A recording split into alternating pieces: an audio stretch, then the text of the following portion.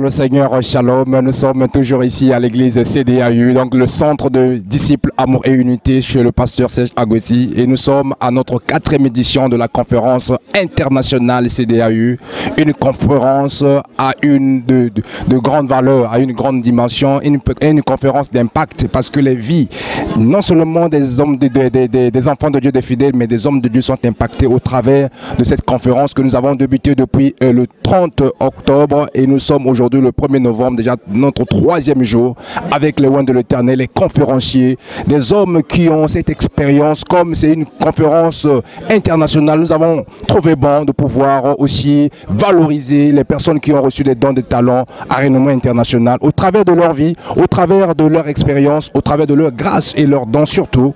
Et nous avons bénéficié de cela déjà 3 jours, et nous avons avec l'homme de Dieu, le bishop, c'est un papa, un père, qui est parmi nous pendant 5 jours, et nous sommes à notre 3e jour. Nous sommes en train de vivre le ciel sur la terre.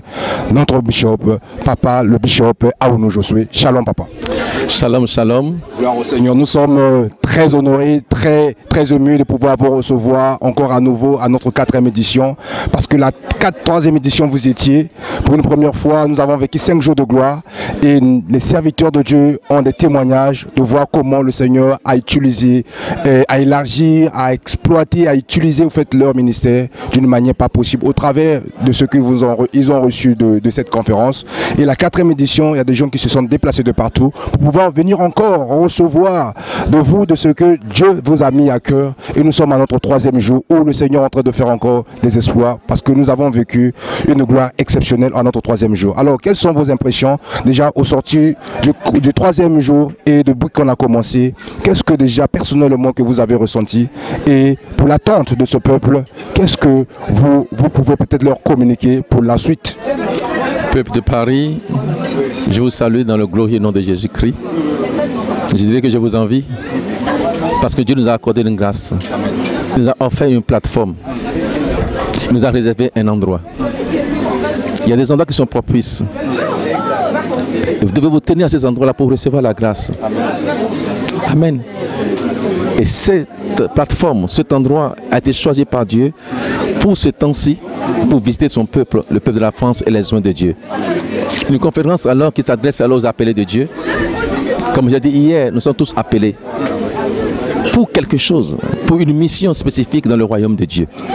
Peut-être tout le monde ne tenait pas le micro pour être pasteur, mais tu peux aussi alors être utile à Dieu dans l'intercession, dans la louange, dans l'adoration, dans le service. Car le service aussi, alors c'est une grâce, c'est un appel. Tout le monde alors ne peut pas servir.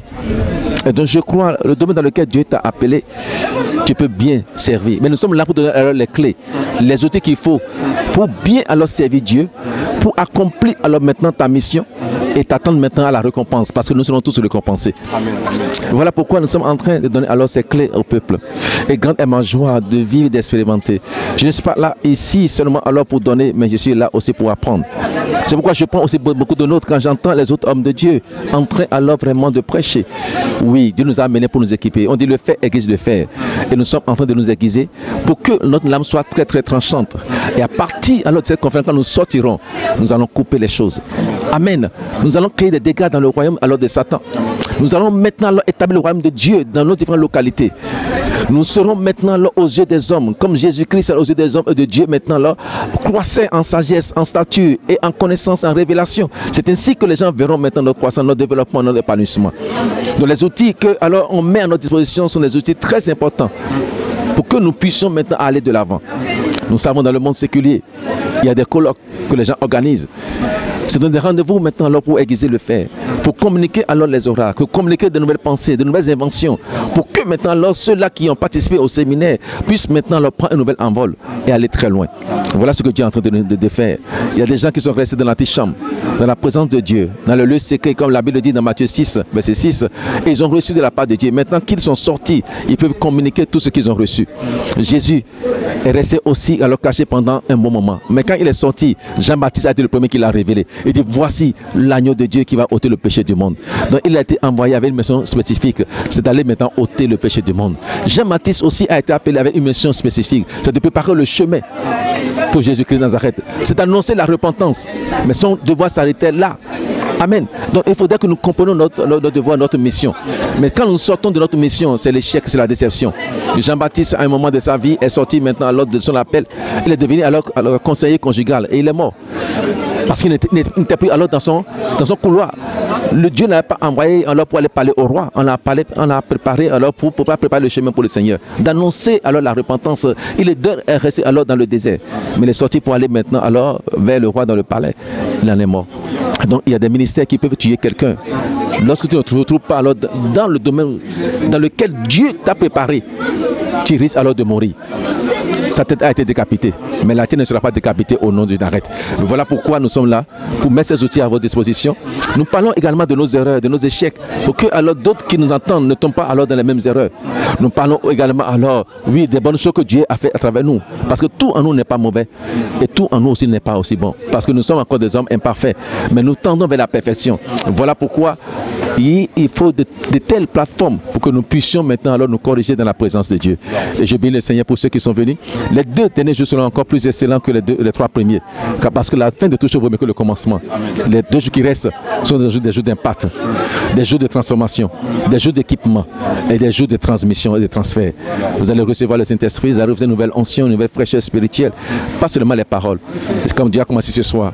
Demain, ce sera encore waouh. Et après demain, ça sera l'apothéose. Au nom de Jésus. Amen. Au nom de Jésus. Merci, Bishop. La Bible déclare que le royaume de Dieu ne consiste pas seulement en paroles, mais en puissance aussi. Donc demain, je vous invite. Demain, samedi, nous avons deux cultes. Donc il y aura la période, la session du matin de 10h à 12h et la session d'après-midi de 15h à 18h. Donc venez participer encore à cette 4e journée de notre conférence. C'est l'avant-dernier jour. Donc je crois que le Saint-Esprit sera au rendez-vous. Dieu sera au contrôle parce que l'homme de Dieu nous a révélé que demain, ça sera waouh. Que Dieu vous bénisse. Amen.